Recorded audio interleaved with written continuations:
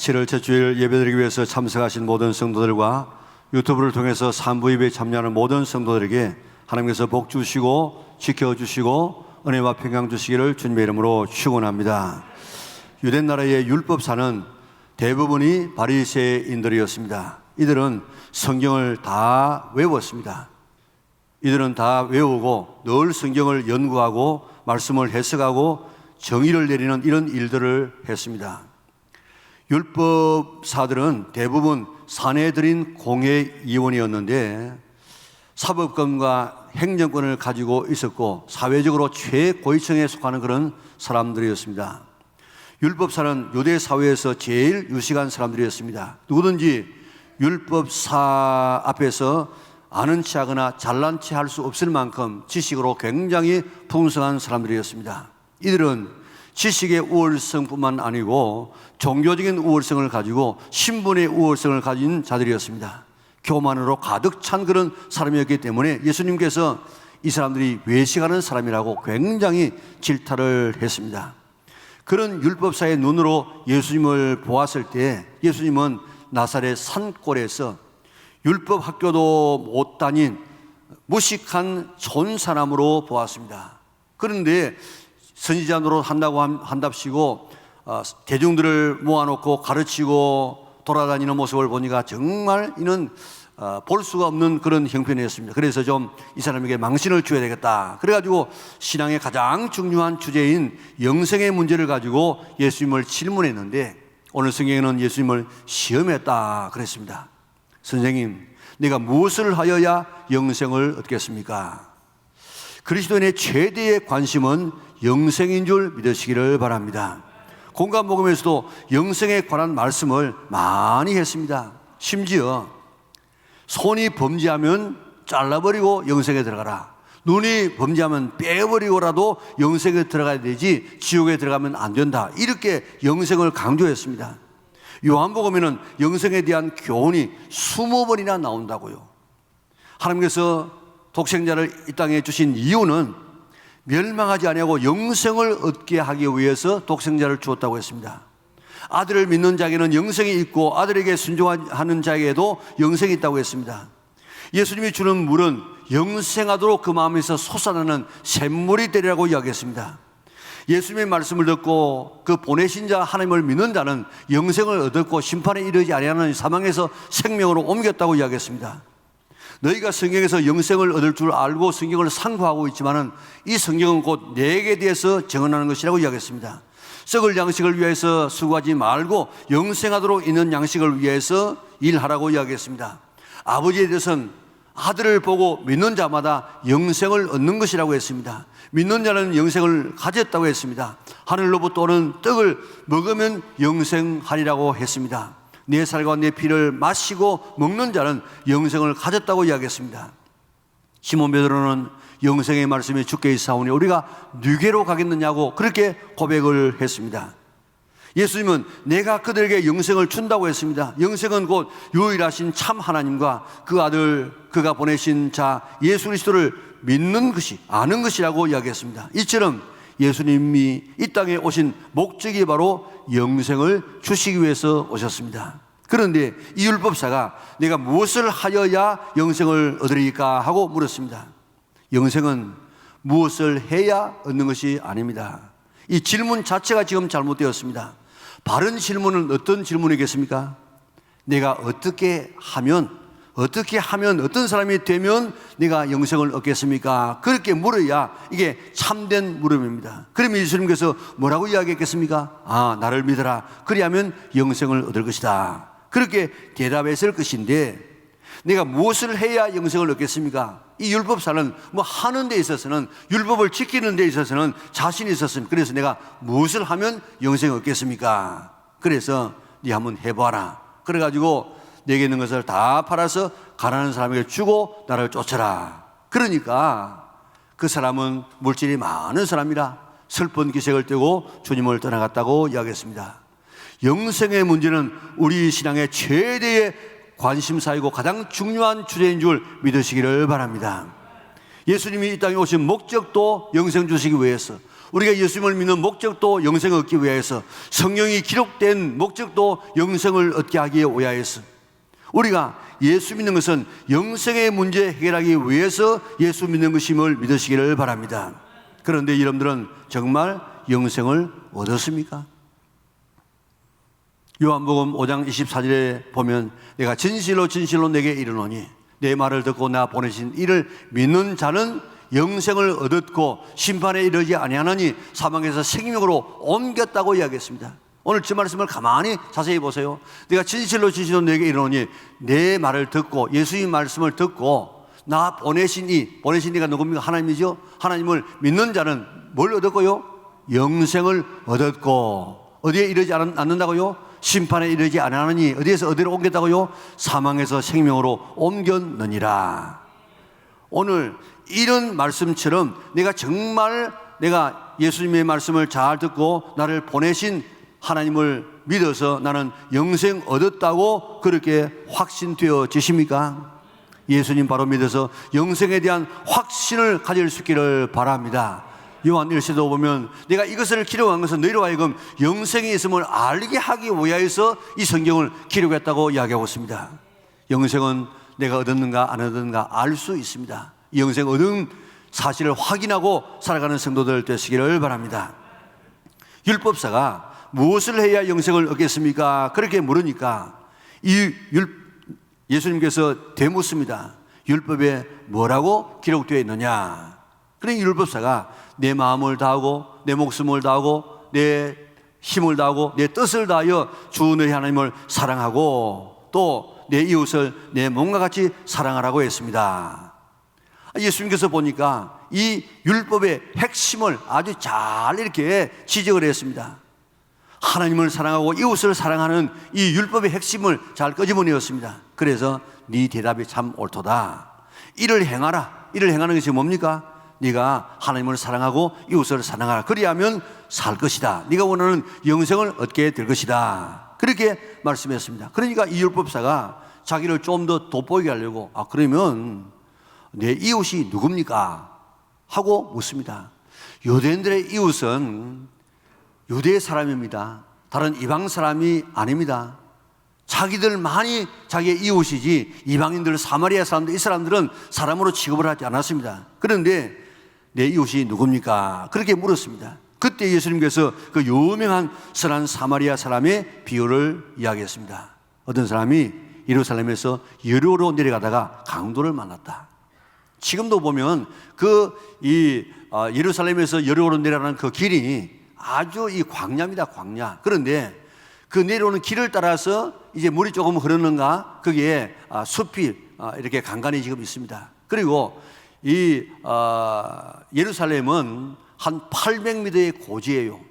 그리고 저 여리고는 지하보다도 이 바다보다도 한 300m 낮은 이런 지점입니다. 그러니까 한 30km 정도 되는 이런 이 거리에서 1200m의 이런 이 거리가 지금 그 차이가 나니까 얼마나 그 경사가 가파른지 모릅니다. 그리고 그 당시에 이 노동을 하던 사람들이 노동 임금을 못 받아가지고 여리고에서 물건을 가지고 예루살렘에 갔다가 팔아가지고 오는 사람들이 돈을 가지고 오는 줄 알고 거기서 숨어가지고 상인들의 이 호주머니를 털었습니다. 그렇기 때문에 그 길을 피의 길이라 그렇게 할 만큼 이 강도들이 출몰하는 그런 이 지역이었습니다. 그런데 강도들이 예루살렘에서 저 여리고로 내려가는 한 사람을 만나서 그를 때려가지고 거반 죽였습니다. 그리고 옷도 벗기고 가지고 있던 모든 것도 다 빼앗아 갔습니다. 그대로 두면 자기 혼자서는 걸어가지고 갈 수 없을 만큼 완전히 병신으로 만들어 놓았습니다. 마침 그때 한 제사장이 그 길로 내려가다가 그를 보고 피하여 지나가고 레위인도 피하여 지나갔습니다. 그런데 어떤 사마리아 사람은 여행 중에 목적이 있고 바쁘지 않겠습니까? 여행 중에 그를 보고 불쌍히 여겨 가까이 가서 그리고 기름과 포도주로 그를 싸매어서 응급조치를 하고 짐승에 태워서 주막으로 데려가서 그를 돌봐주고 이튿날 떠나면서 주인에게 2 데나리온을 주면서 이 비용을 가지고 이 사람을 잘 돌봐주라고, 만약에 더 비용이 들면은 내가 돌아올 때 갚겠다고 하면서 떠나갔다는 것입니다. 자, 그러면서 묻습니다. 네 생각에는 이 세 사람 중에 누가 강도 만난 자의 이웃이 되겠느냐? 자기들의 생각으로는 이 사마리아 사람이 자기의 이웃이 못 돼요. 그래서 사마리아 사람입니다, 그렇게 하지 아니하고 자비를 베푼 사람입니다, 그렇게 대답합니다. 예수님께서 말씀하시기를 가서 너도 이와 같이 하라. 너도 너 주변에 강도 많은 사람이 있다고 하면 가서 너도 그를 도와주어라. 이게 바로 성경이 말하고 있는 요점이다, 그렇게 말씀했습니다. 자, 오늘 본문에서 강도는 누구고 또 강도 만난 사람은 누구이며 지나가는 사람은 누구고 선한 사마리아인은 누구겠습니까? 강도는 사탄을 말합니다. 강도 만난 사람은 우리 인간들을 말합니다. 그리고 지나가는 사람은 당시 종교 지도자들입니다. 그리고 사마리아 사람은 바로 예수님을 가리키고 있습니다. 강도는 사탄입니다. 사탄. 사람은 본래 하나님께서 만드실 때에 하나님의 형상을 닮아서 얼마나 고귀하고 얼마나 거룩하고 하나님보다도 조금 못하게 정말 완벽한 이런 상태로 우리를 만들고, 그리고 가장 완벽한 에덴 동산에서 살게 만들었습니다. 그런데 사탄이 아담과 하와를 꾀어서 범죄함으로 모든 행복을 다 빼앗아갔습니다. 그때부터 죽음이 없는 우리에게 죽음이 왔습니다. 질병 없는 우리에게 질병이 왔습니다. 결핍이 없는 풍성함이 있는 우리에게 결핍이 왔습니다. 그리고 사람과 자연과 하나님과의 갈등이 없었는데 이런 갈등이 우리에게 찾아왔습니다. 요한복음 10장 10절에 보니까 도적이 오는 것은 도적질하고 죽이고 멸망시키는 것뿐이요 내가 온 것은 생명을 얻고 더 풍성하게 얻게 하는 것이라고 이야기했는데, 사탄이 우리 삶에 좋은 것을 다 도둑질해 갑니다. 그리고 우리의 육신의 생명을 죽이고 결국 지옥에서 영원한 생명을 멸망시키는 이런 일들을 하는 것이 이 사탄이 하는 짓입니다. 어떤 불교인이 이럴 때에 빙의를 의심하라 하는 이 부제를 붙여가지고 우울증, 자살, 그 정체가 빙의다 하는 그런 책을 썼습니다. 이 불교에서는 그 역사하는 영들이 바로 이 귀신 아닙니까? 그러니까 귀신의 정체를 오히려 더 기독교인들보다도 더 잘 알 수 있다고요. 빙의라는 것은 귀신이 들어가서 생기는 현상을 말하는데, 저자는 무엇이 귀신 들린 것인가를 잘 지적해 준다고요. 미쳐서 돌아가는 사람이 귀신 들린 사람입니다. 물론 이 정신병자도 있습니다. 그리고 병드는 것, 귀신 들린 것이라는 겁니다. 물론 우리가 귀신 들리지 아니하고 병 들릴 수 있습니다. 그러나 예수님께서 상당히 많은 경우에 귀신을 쫓아내니까 질병이 나는 경우들이 있었습니다. 컴퓨터 우리가 얼마나 유용합니까? 이것 없으면 지금 아무것도 안 되는 그런 시대에 살고 있는데, 그러나 그런 것이 아니고 지나친 이 중독, 컴퓨터에 중독되어서 밤낮이 뒤바뀐 이런 생활을 하는 이런 사람, 이 사람은 그게 무슨 취미가 아니고 이는 귀신에 지금 들렸다는 것입니다. 부모와 친구를 증오하는 것, 어떻게 부모를 증오할 수 있습니까? 그런데 부모를 증오하는 이런 것들, 이는 귀신 들려서 그렇다는 것입니다. 집중력이 감퇴하거나 의욕이 상실되거나 매사에 부정적이고 감동을 못 느끼는 것이거나 갑작스러운 이런 분노가 폭발하는 거고, 또 사소한 일에도 화를 내는 것, 인생의 목표가 없어지고 자기를 무가치하다고 느껴지는 것, 이게 다 지금 귀신이 장난치는 하나의 현상이라는 것입니다. 혼자서 울고 혼자서 말하고 혼자서 감정 조절이 안 되는 것, 그리고 아파서 죽겠다고 지금 하는데 병원에 가서 진찰을 해보면은 아무 이상이 없는 것, 그게 바로 귀신 들려서 하는 장난이라는 것입니다. 자제력을 잃어버리는 것, 반복되는 이 가출, 외모에 무관심하는 것, 또 지나치게 자주 씻는 것, 누가 자신의 행동을 지배한다고 생각하면서 환청이나 환각에 시달리는 것, 폭식이나 거식하는 것도, 또 가인 눌리는 것도, 죽은 사람이 자기를 자꾸 어디로 데려가겠다고 꿈에 나타나는 것, 이런 것들이 다 귀신 들려서 이런 짓을 한다는 것입니다. 우리 주변에 이런 사람들이 이외로 많이 있습니다. 귀신이라는 강도를 만나가지고 아름다운 삶과 행복을 다 빼앗긴 사람들이 우리 주변에 얼마나 지금 많이 있는지 모릅니다. 모든 인류는 다 사탄이라는 강도를 만나서 좋은 것은 다 빼앗기고 귀신에 사로잡혀서 살아가고 있는 형편입니다. 자, 이런 이 사실은 사실 우리가 예수 안 믿는 사람은, 모든 사람은 다 강도 만난 귀신의 영향을 받고 있는 사람이라고 해도 과언이 아닙니다. 이들에게 제사장 레위인이 지나갔습니다. 유대인들은 죽은 자를 만지면 일주일 동안 부정해져요. 다른 일을 못해요. 그러니까 아마 제사장이 겁이 나가지고 나도 이런 강도 만나지 않을까라는 이런 두려움 때문에 도망하기도 피하기도 했지만은, 또 다른 편으로는 내가 지금 이 사람을 돌보다가 사람이 죽으면 일주일 동안 내가 제사 행위를 못하는데 안 되지. 그래가지고 피한, 또 이 레위인도 제사장을 도와서 일하는 사람 아닙니까? 그러니까 아마 그런 핑계로 지나갈 수도 있었습니다. 종교인들이 지나갔습니다. 세상적인 종교가 이런 이 강도 만난 자를 구원할 수 없다는 사실을 우리에게 보여주고 있습니다. 어떤 사람이 비틀거리다가 깊은 오물 구덩이에 빠졌습니다. 깊어서 혼자서 올라올 수 없습니다. 이때 취하는 종교인의 태도를 바라보면서 종교는 이런 특성을 가지고 있다, 그렇게 해석을 하기도 했습니다.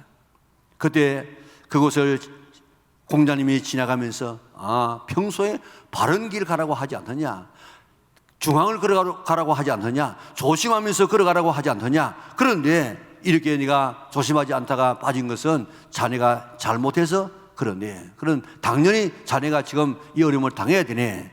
공자는 그렇게 하면서 지나갔다는 것입니다. 부처님이 지나가면서 사람은 다 이런 어려움을 당하는 것이네, 자네만 그런 것이 아니고 모든 사람은 다 이런 어려움을 당하는 것이니까 너무 억울하게 하지 말고, 생각하지 말고 마음에 위로를 받으면서 참고 인내하라고 하면서 지나가더라는 것입니다. 다음은 예수님이 지나가는데 그 모습을 바라보시고 친히 그 오물통에 들어가 가지고 그 사람을 건져내어서 끌어올려서 살려주는 것이 바로 예수님의 사역이고, 이것이 기독교라고 해석을 했습니다. 본문에 나오는 종교인들이 다 지나갔지만은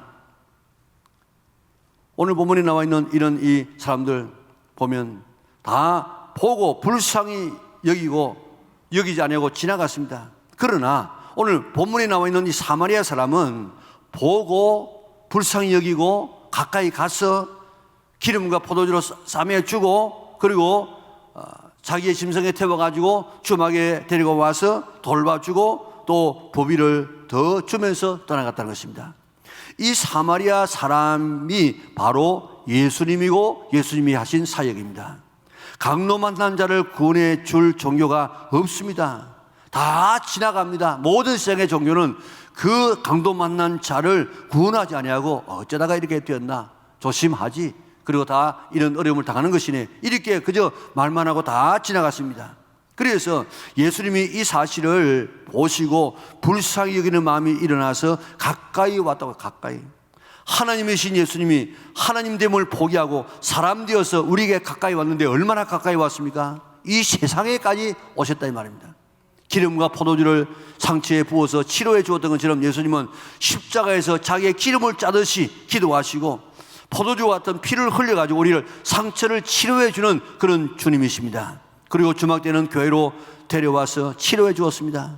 데나리온 둘을 주었습니다. 당시 데나리온 둘은 2달분의 숙박을 할 수 있는 그런 돈이었습니다. 그리고 떠나면서 두 데나리온을 주었죠. 이것은 성령님을 보내셔가지고 더 돌봐주도록 책임지도록 하셨다는 것입니다.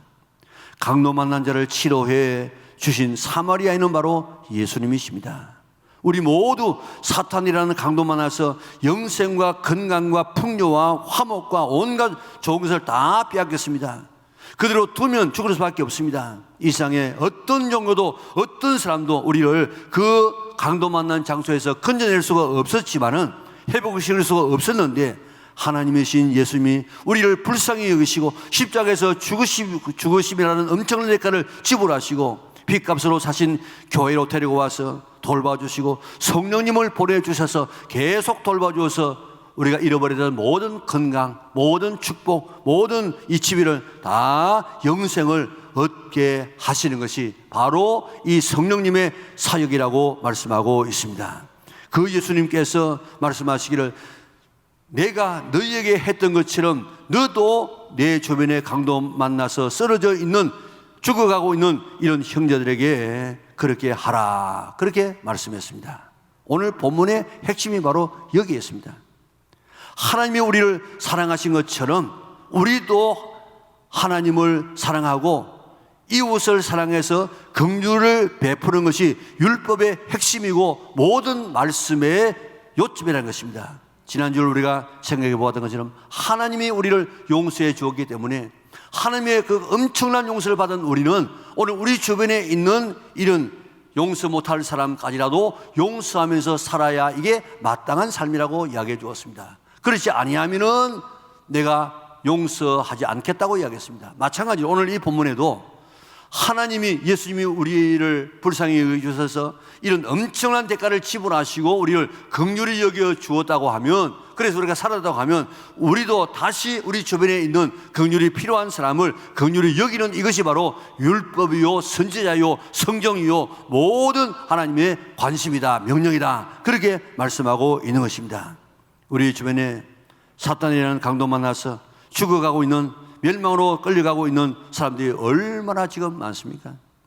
내가 너희를 사랑해서 가까이에서 구해 주었던 것처럼 너도 가서 긍휼을 베풀라고 말씀하고 있습니다.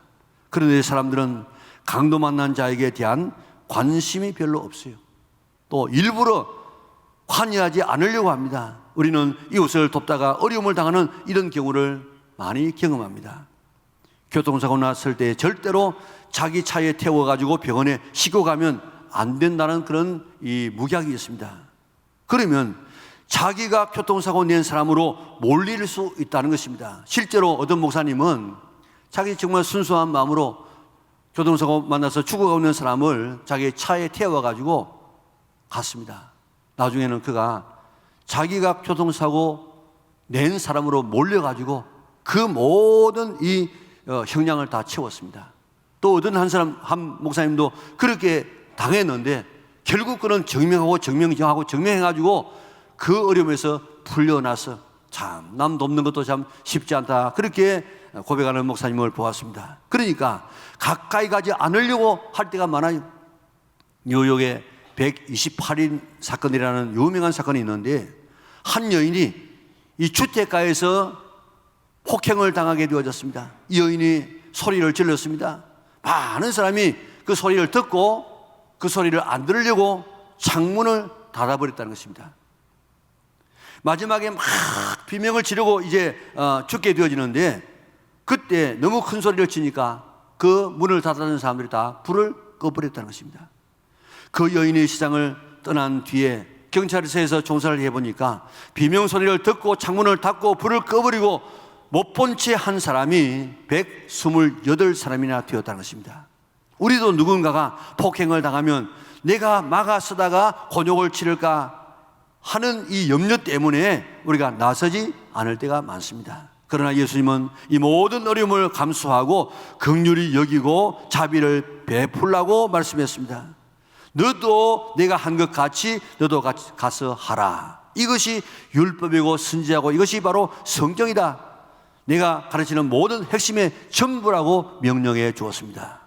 오늘 우리는 이 주님의 명령에 순종하여서 우리 주변에 긍휼이 필요한 자를 긍휼히 여길 수 있는 우리 영락의 온 식구들 될 수 있기를 바랍니다. 네 개의 깃털이라고 하는 영화가 있는데 해리 페이버샴이라는 사람은 수단에 주둔하고 있던 왕실 권위대에 있는 그의 친구를 찾기 위해서 영국을 출발합니다. 그 부대를 찾아서 헤매던 중에 해리는 아프리카 그 넓은 사막 가운데서 길을 잃어버리고 지쳐서 거의 죽게 되어졌습니다. 그의 목숨이 경각에 달려있을 때에 아프리카 원주민 아부 파트마라고 하는 사람이 그를 구조하여서 보살펴 주었습니다. 낯선 사람에게 베푸는 그의 이 친절에 크게 감동을 받은 이 해리는 파트마에게 이야기합니다. 왜 자기에게 이렇게 극진한 사랑을 베풀어 주는가? 아무 관계가 없는 나, 지나가는 이 죽어가는 이 길손을 어떻게 이렇게 극진한 친절을 베풀어 줍니까? 그렇게 물었더니 파트마는 이야기합니다. 하나님께서 당신을 내가 가는 길에 두셨습니다. 다시 말하면 당신을 내가 돕도록 내가 가는 길 앞에 두었습니다. 우리가 가는 길에 강도 만나 쓰러져 있는 사람이 많습니다. 하나님이 도와주라고 내 앞에 두었다는 사실을 잊지 않기를 바랍니다. 우리 주변에 목장에서 긍휼이 필요한 사람이 많이 있습니다. 왜 우리가 가는 길에 긍휼이 필요한 사람을 만나게 한 줄 아십니까? 하나님께서 우리에게 맡겨주시고 우리를 통해서 치료해 주시려고, 도와주시려고 우리 앞에 두었다는 사실을 믿으시기를 바랍니다. 그런 사람을 볼 때마다 못 본 채 하지 않기를 바랍니다. 잠언 28장 27절에 보니까 가난한 자를 구제하는 자는 궁핍하지 아니할 것이고 못 본 채 하는 자는 저주가 클 것이라고 이야기했습니다. 우리 주변에 긍휼이 필요한 사람, 도움이 필요한 사람을 못 본 채 하지 말고 예수님께서 오늘 도와주었던 것처럼 예수님의 도움을 받아서 새롭게 우리가 살아났다고 하면 오늘 주변에 있는 사람을 도와줄 수 있는 성도들 되시기를 바랍니다. 우리가 개인적으로 이런 일을 하고 싶어도 개인적으로 하지 못할 때가 있습니다. 우리가 예수님의 긍휼로 강도 만난 자리에서 내가 살아났다고 하면 이제 우리 주변에 강도 만나서 죽어가고 있는 이런 사람들에게 긍휼을 베풀어야 되는데, 이것이 예수님의 명령인데 나를 긍휼히 여기신 예수님께서 다른 사람에게 긍휼을 베풀라고 우리에게 명령했습니다. 이것이 하나님의 뜻이고 율법의 정신이고 모든 말씀의 핵심인 줄 믿으시기를 바랍니다. 우리 교회는 130여 목장이 있습니다. 130 목장에 옛날에는 우리가 목장 예배 드릴 때 헌금을 내가지고 그것을 교회에다가 드렸습니다. 몇 년 전부터 헌금을 내가지고 그 헌금으로 목장에 어려움 있는 가정들, 또 목장 바깥의 이웃에 어려운 처지에 있는 사람을 도와주는 헌금을 하도록 했습니다. 그 헌금을 우리는 일사가구 헌금이라 그렇게 부릅니다. 목장마다 모두 모여서 예배 드림으로 서로 상처를 싸매주고 목장과 밖에 강도 많아서 긍휼이 필요한 자를 찾아서 한 달에 한 번만이라도 한 목장이 실천한다고 하면 우리 주변에 적어도 130 사람들이 그리스도의 사랑을, 그리스도의 긍휼을 입을 수가 있습니다. 1년이면 1560 사람이 긍휼을 체험할 수 있습니다. 다시 살아날 수 있습니다. 목자는 반드시 목장 예배를 드리고 목원들과 함께 기도하면서 이 긍휼 사역을 시작할 수 있기를 바랍니다. 내가 한 것처럼 너도 이와 같이 하라는 예수님의 이 명령에 순종할 수 있는 성도들 되시기를 바랍니다. 하나님과 예수님의 가르침, 율법의 핵심이 바로 성경 전체의 핵심이 하나님을 사랑하고 이웃을 사랑하는 것입니다. 이웃을 사랑하는 사랑의 방법이 뭡니까? 긍휼을 베푸는 것입니다. 어려운 이웃을 도와주는 것입니다. 그래서 부자와 거지 나사로의 비유를 보세요. 거기 보면 부자가 지옥에 떨어졌습니다. 왜 떨어졌습니까? 그가 사기를 쳤습니까? 도둑질을 했습니까? 간음을 했습니까? 그런 죄 하나도 안 지었는데 왜 거기에 떨어졌습니까? 자기 집 앞에 있는 거지 나사로를 돌보지 않았던 것, 긍휼히 여기지 않았던 그런 죄밖에 없습니다. 한 사람이 농사를 지었습니다. 농사 너무 잘 되었습니다. 그래서 창고를 크게 늘려가지고 많은 이런 이 농작물을 저축하고 난 다음에 그런 고백합니다. 내 영혼아, 여러 해 쓸 물건을 많이 쌓아두었으니 평안히 먹고 마시고 즐거워하자 그랬습니다. 그럴 때 하나님께서 내가 오늘 밤에 내 영혼을 불러가겠다. 왜 그랬습니까? 참 그게 보면 6번이나 네 하는 말이 나오지 그 주변에 있는 어떤 사람에게 긍휼을 베풀겠다는 마음은 한마디도 나오지 않습니다. 예수님께서 심판주로 오실 때 양과 염소로 갈라서 염소 같은 사람은 마귀와 그 사자들을 위해서 예비하신 영원한 불에 들어가리라 그렇게 이야기했습니다. 거기에 있는 염소 같은 사람이 무슨 도둑질을 했습니까? 사기를 쳤습니까? 무슨 간음을 했습니까? 오직 한 가지 하지 않은 것이 있습니다. 긍휼을 베풀지 않은 것입니다.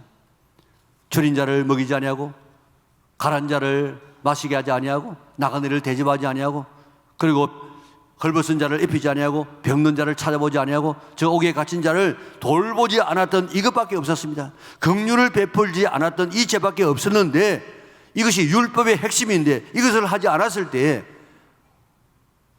염소 같은 사람이 되어져가지고 마귀와 그 사자를 위해서 준비된 영원한 불 지옥에 들어가리라 그렇게 이야기했습니다.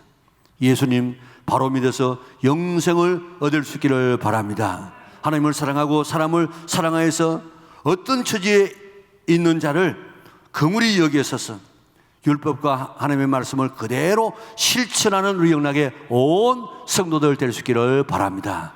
내가 정말 예수님을 통해서 내가 강도 만난 자와 같은 우리였는데 예수님을 통해서 내가 다시 회복되어져서 천국 백성이 되어졌다 하는 사실이 믿어지면 나도 이제 내 주변에 있는 긍휼이 필요한 사람에게 긍휼을 베풀라 하는 이것이 예수님의 명령이고 율법의 명령이고 이 성경의 명령이고 하나님의 뜻인 줄 믿으시기를 바랍니다. 그 뜻을 잘 오늘부터 실천하여서 오늘 그런 삶을 살아가는 자에게 주시는 이런 하나님의 은총을 받아 누리는 우리 영락의 온 성도들 될 수 있기를 주님의 이름으로 축원합니다.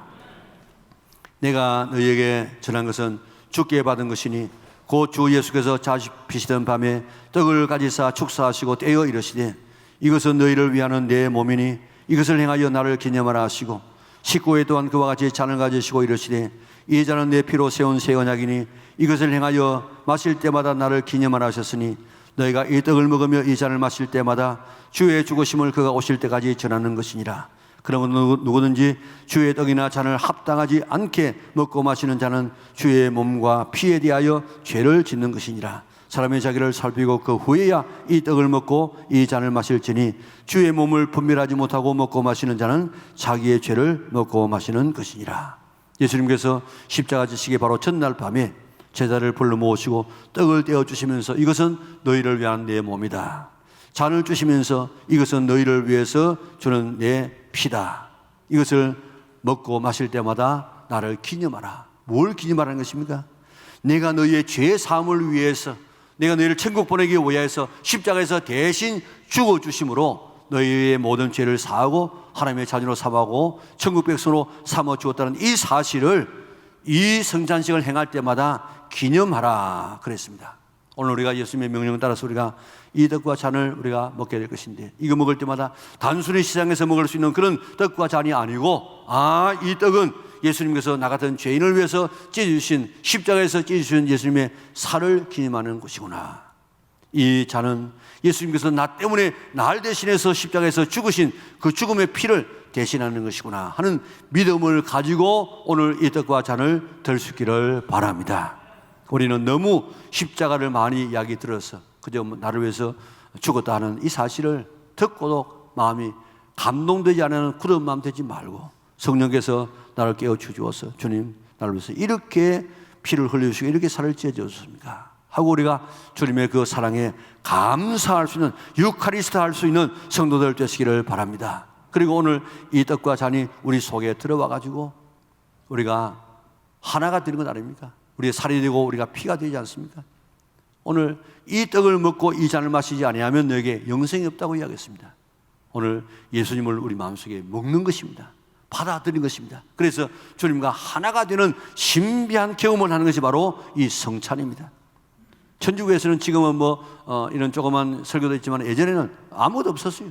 그저 이 성찬 이것 가지고 순교의 제물들이 뒤어졌습니다. 그것도 이는 잔은 신부가 마시고 떡 하나만 주었는데 그게 모든 이 신비의 이런 능력이었습니다.